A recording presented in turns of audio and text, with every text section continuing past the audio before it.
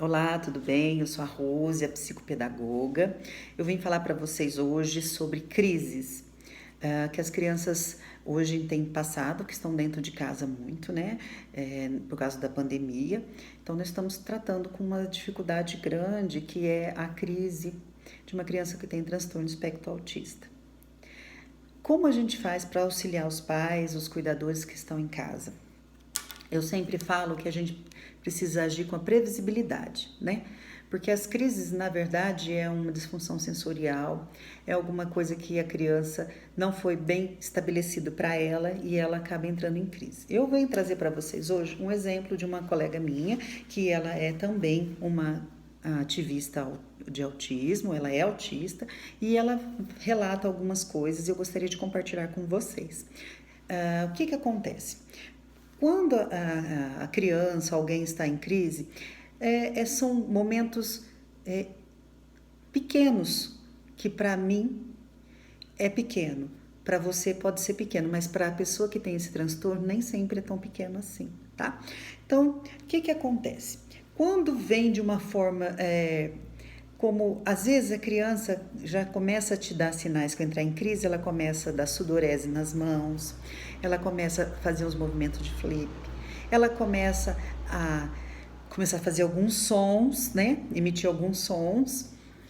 No entanto, quando começa a crise mesmo, que é, como a minha colega diz, quando começa o pico da crise, quando ela às vezes se machuca, grita muito, grita, passa horas gritando. O que acontece? O que pode estar acontecendo? Depois de um bom tempo, ela volta, depois dessa crise. Ela não sabe dizer quanto tempo ela ficou, mas ela sabe dizer que ela não consegue, tem momentos que ela não consegue nem falar após essa crise, porque de tanto ela gritar, ela fica rouca. Então, de tanto às vezes se machucar, ela fica muito estressada. Parece que ela fica com algumas dores de 2 dias mais ou menos depois dessa crise. Estou falando de uma crise bem bruta, vamos dizer assim, né? Parte do corpo dela ela morde, né? Às vezes ela tá sentindo gosto de sangue na boca, porque às vezes mordeu a língua, ela morde e às vezes os vizinhos não entendem, né? Então, assim, essa é o pico da crise, né? Não sabe, em torno de 2 ou 3 dias ela fica nessa situação, né? Depois que ela já passou dessa crise, ela fica com a voz rouca, às vezes nem fala de tanto que gritou, ou às vezes se mordeu, né? Parte da dor dela vem obviamente, das forças que ela teve que fazer, né?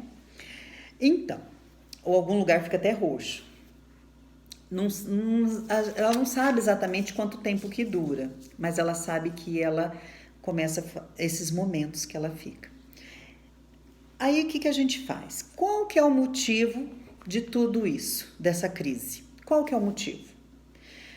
O motivo de uma crise dessas, que a pessoa chega a se morder, a gritar, a se bater, debater, a relutar. Na maioria das vezes, são coisas mínimas e não raras, né? Às vezes, a pessoa acha que isso não é motivo. Bom, por exemplo, vou ditar para vocês aqui alguns exemplos que acontecem porque a criança às vezes entra em crise. Às vezes não tem o brócolis que a pessoa falou que ia ter na hora do almoço.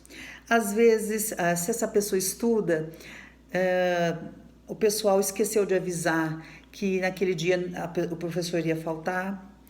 Então, ela sai da sua rotina, ela entra em crise. Pode ser também quando está muito estressada sobre ela está num movimento de muito estresse. Então, isso pode arrecatar uma crise.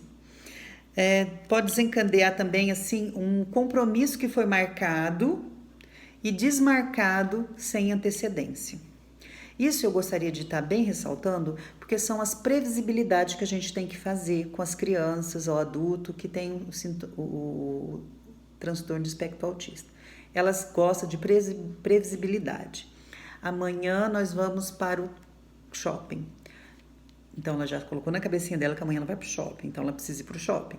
Se deu algum problema de não ir pro shopping aquele dia, porque você prometeu o que você falou, você precisa estar organizando isso aí, porque é um dos sinais dos picos que pode estar dando arrecatando uma crise, né? Vamos dizer também quando de repente você fala assim, olha, depois do almoço nós vamos para o parquinho. Chega depois do almoço, nós vamos para o parquinho. De repente chove, não dá para ir para o parquinho. E aí? Então tudo você tem que ser previsível da maneira possível. Se você vai levá-lo num lugar, avise um dia antes, prepare certinho a cabecinha, o que você vai fazer. Se vai deixar de fazer alguma coisa, fala um dia antes. De repente não tem como, porque a gente não sabe lidar com o imprevisto, né? É difícil, a gente precisa ensinar essa pessoa o imprevisto, que isso aí é um treino de muito tempo, tá? Mas assim, o previsível para eles é ótimo. De repente, porque pingou uma água do vaso sanitário no pé, pode já acarretar uma crise. Uma suposta sensação de que a pessoa pode estar com algum, por exemplo, uma sensação de cocô. Ela não gosta, ela tem aversão a essa sensação. Então, o que ela faz? Ela começa a ter uma diarreia. E aí, aquilo já entra em crise. Se ela tem o intestino preso e você sabe que aquele dia vai dar um intestino preso, de repente ela quer fazer, não consegue, isso pode acarretar uma crise. Eu acredito assim que tudo a gente precisa ter a previsibilidade. Vamos falar antes. Se você não tem certeza de que aquilo vai acontecer, de que vai fazer aquela determinada coisa, aquele determinado passeio, não fale. Porque se você falar, você tem que levar, porque depois já aconteceu de vários casos de, por exemplo, a criança não foi avisada, o professor não avisou a criança um dia antes que ia fazer um passeio até o jardim de perto da escola, não avisou. Aí pega todo mundo da escola e vai fazer esse passeio. Chega lá, a criança entra em crise, ela não sabe como fazer, ela não sabe como agir. Aquilo ali não foi falado para ela. O que ela entendeu foi o quê? Que ia chegar dentro da escola, ia sentar, fazer as atividades, depois ia ter o recreio, depois voltar a fazer as atividades e ir embora para casa. Então, essa parte de passeio não estava prevista. Então, é um momento dela estar em crise. Então, o que eu recomendo a vocês? Faça toda a previsibilidade. Essas épocas de tarefas, de atividades de casa, olha, depois do almoço nós vamos fazer as atividades que a tia falou. Depois do almoço, nem que for um pedacinho da atividade você faça, porque já auxilia, mas isso tem que ser previsto antes. Depois que você falou que vai fazer atividades, depois que fazer atividades depois do almoço, depois a gente vamos brincar. Então, faz atividade, depois brincadeira. Mas isso tem que ser falado um pouco antes para a criança, para ela ter essa previsibilidade. Ela tendo essa previsibilidade, o risco de crises, ele diminui, tá bom?